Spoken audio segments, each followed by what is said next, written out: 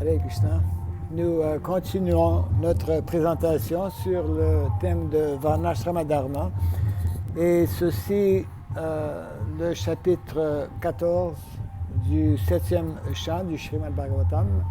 Le titre de ce chapitre est La vie de famille idéale. La première responsabilité d'un grihastha, et ce sont les instructions naturellement de Srila Narada Muni, la première responsabilité d'un grihastha est de complètement dépendre de la miséricorde du Seigneur et de satisfaire le Seigneur à travers la pratique du service dévotionnel. Une des activités très importantes pour un grihastha est d'écouter les enseignements des écritures védiques à tous les jours. Prabhupada explique qu'un grihastha doit continuellement entendre ou écouter les enseignements soit de la Bhagavad Gita ou du Srimad Bhagavatam. Srila Narada Muni explique également qu'il y a 5 activités principales pour les grihasthas. La première, c'est d'adorer le Seigneur. Donc, nous trouvons dans la culture védique, surtout en Inde, que les grihasthas ont généralement les murtis dans leur maison et qu'à tous les jours, ils offrent la nourriture.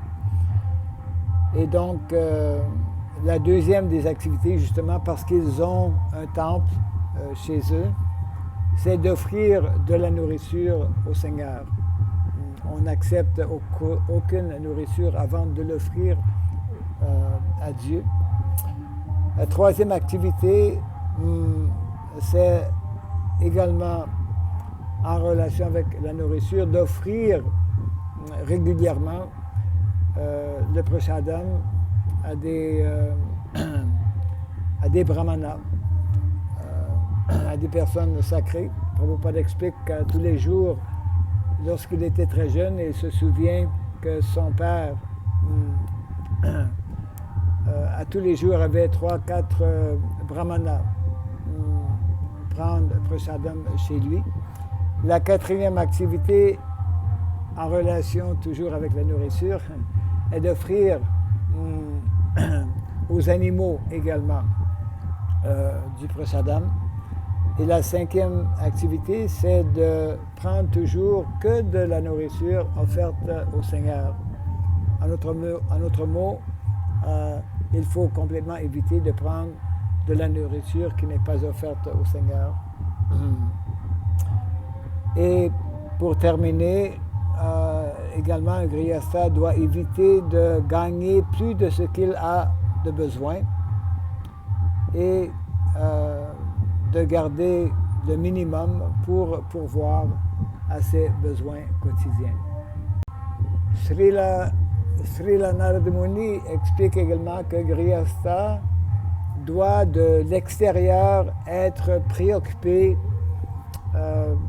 dans ses activités de famille, qu'il doit être occupé pour gagner de l'argent pour pourvoir aux besoins de la famille, mais qu'au niveau interne, il doit toujours être attentif pour progresser et avancer dans son développement spirituel. Pour son gagne-pain,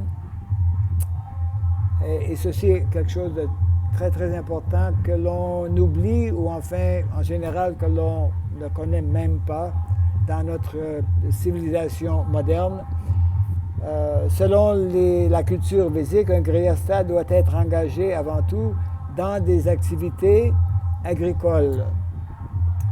Donc le système économique dans la culture védique est avant tout est décrit dans la Bhagavad Gita comme étant Krishi Goraksha Vanijam Vaisha Karma Swabhavajam.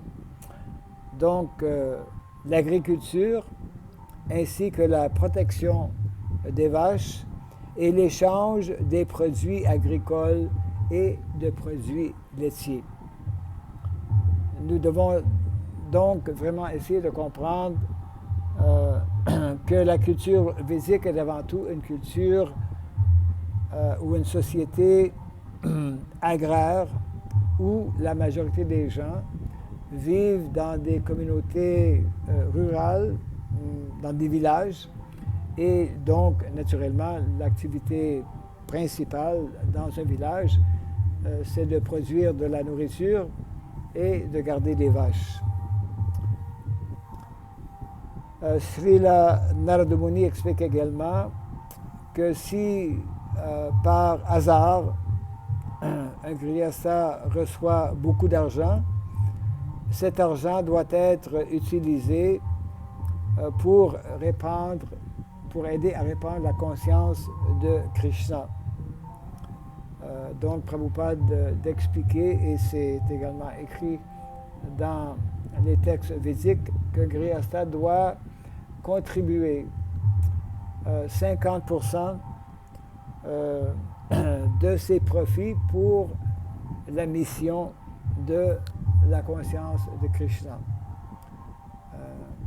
Donc, c'est très important qu'un grihastha également doit réaliser qu'il fait partie de la mission du Seigneur et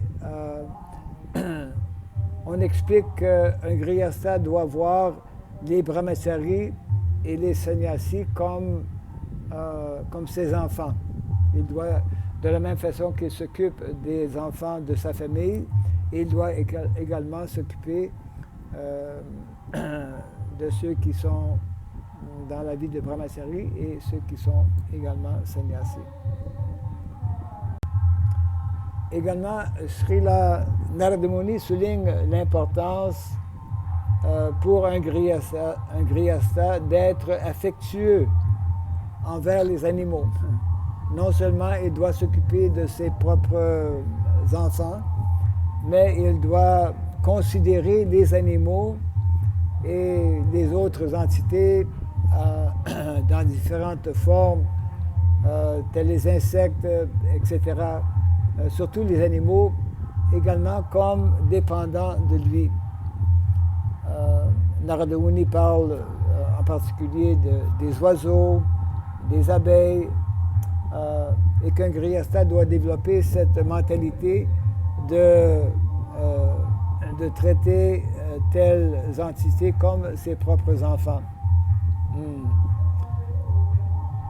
Donc, un grihastha est comparé à un grand communiste qui se sent responsable pour le bienfait de tous sans aucune discrimination. Et la meilleure façon pour un grihastha de témoigner son amour pour toutes les entités, c'est de distribuer de la nourriture sacrée. Également, Srila Narada Muni explique qu'un grihastha ne doit pas être trop attaché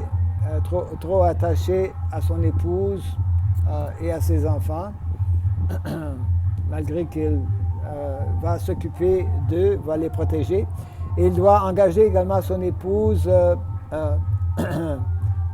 au service de gens qui visitent sa demeure.